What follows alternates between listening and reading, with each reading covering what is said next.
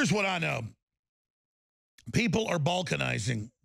The parasitic left has always used government funding to fund their own projects, their own art operations, you name it.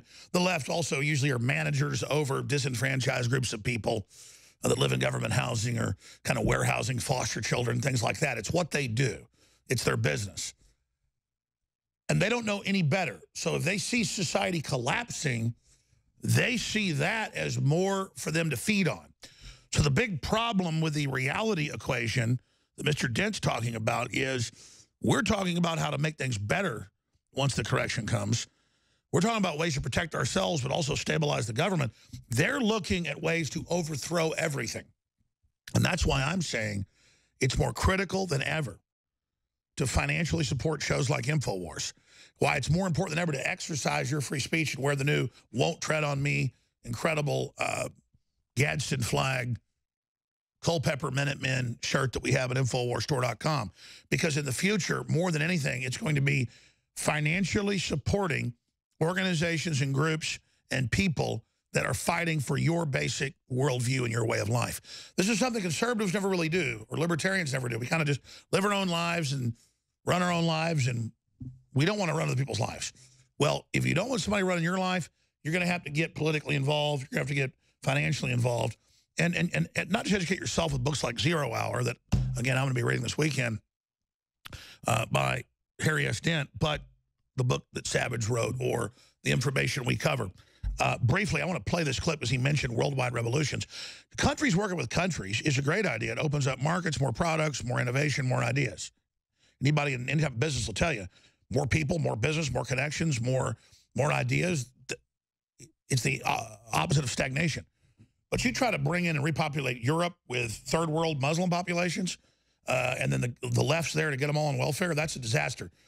You want to put an EU army out to take over countries because they want to pull out. Well, that's the fastest way to make them pull out even quicker. And you can say, well, Spain will keep Catalan in for a while longer. Doesn't matter. Once the people know they're captured, it's like some guy that's chaining his wife up when he goes to work. She's going to get loose someday. You're going to go to jail, or she's going to be long gone. And we've reached that point where the left is trying, who isn't even the left, just people that feel like they're the left, are there to dominate folks. It's not working anymore. So I want to ask Mr. Dent, historically looking at the charts, how this revolution fleshes out, how it could look. But he's predicted it. I predicted it. Ron Paul's predicted it. So many others have predicted it. The CIA people we've had on, like Steve Pachenik, had predicted it 10 years ago, that the EU would fail and things would break up. It's here.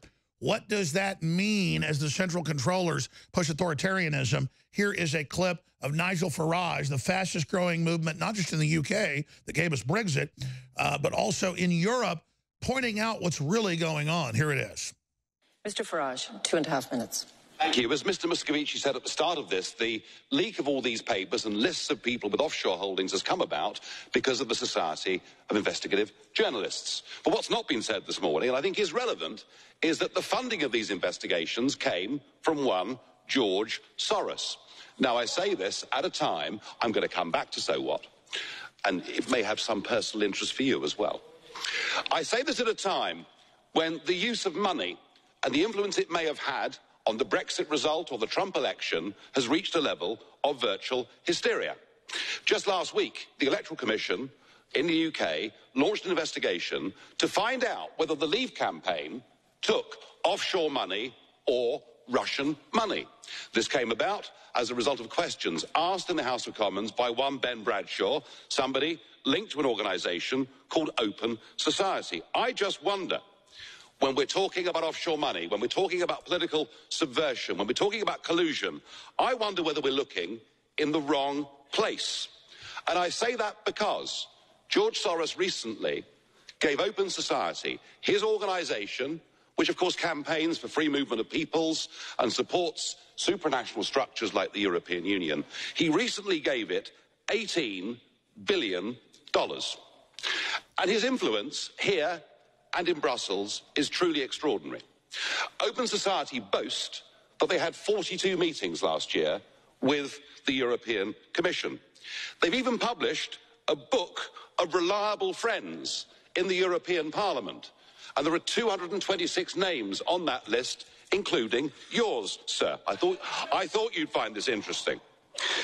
We even had last week Mr. Verhofstadt lobbying on behalf of Mr. Soros at the Conference of Presidents in a battle that is going on with Viktor Orban, the Prime Minister of Hungary. If we're going to have a debate, and we're going to talk about full political and financial transparency, well, let's do it. So I should be writing today to all 226 of you, asking some pretty fair questions. Have you ever received funds, directly or indirectly, from Open Society? How many of their events have you attended? Could you please give us a list of the meetings of all the representatives, including George Soros yourself? And I think this Parliament should now set up a special committee to look into all of this. And I say that because I fear we could be looking at the biggest level of international political collusion in history. And I've said this thousands of times. They change it to Russia because they're bringing in globalism. These multinational groups like TPP that literally do conquer us, they're scared, so they wanted to turn the investigation around.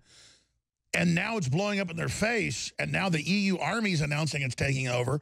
And one day after, 5 countries say they're ready to repel the invasion. This is kind of shaping up almost like pre-World War II in a weird way. You got Juncker, the heir of the Nazis, threatening the U.S., running the unelected EU. How does this fit into your equation, Mr. Dent? Well, you know, again, I've been waiting on this for 20 years now, Alex. In the roaring 2000s, my best-selling book, I brought in this whole network revolution, bottoms up. Now, again, free market capitalism and democracy were the first bottoms-up revolution in all of history. Everything was top-down, aristocracy controlled since then.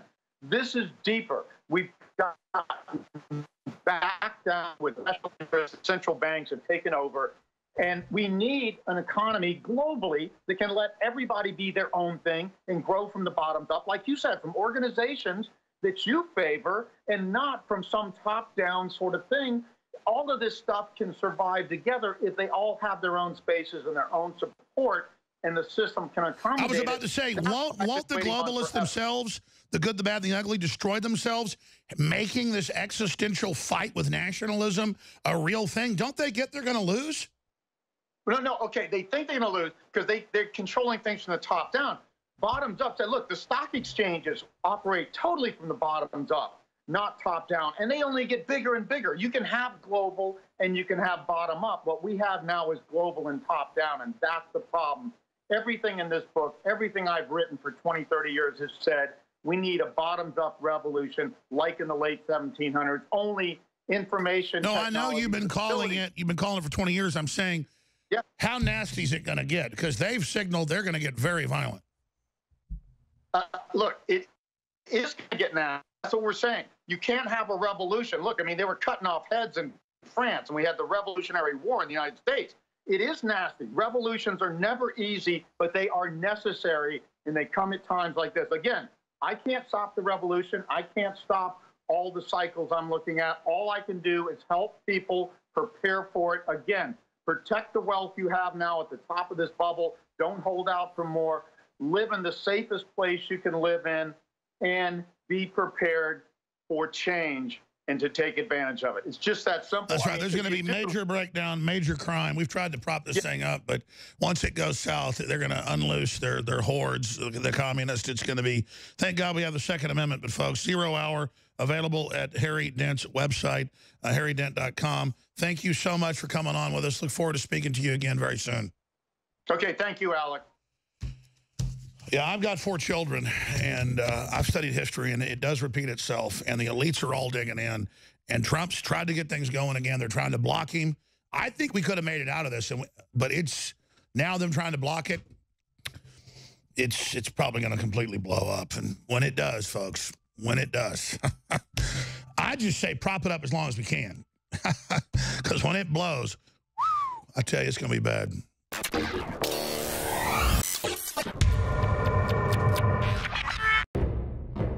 Thousands of years ago, there was a basic form of chivalry. Our ancestors would hear the drums of war, giving the warriors of the tribe a chance to organize and prepare a defense.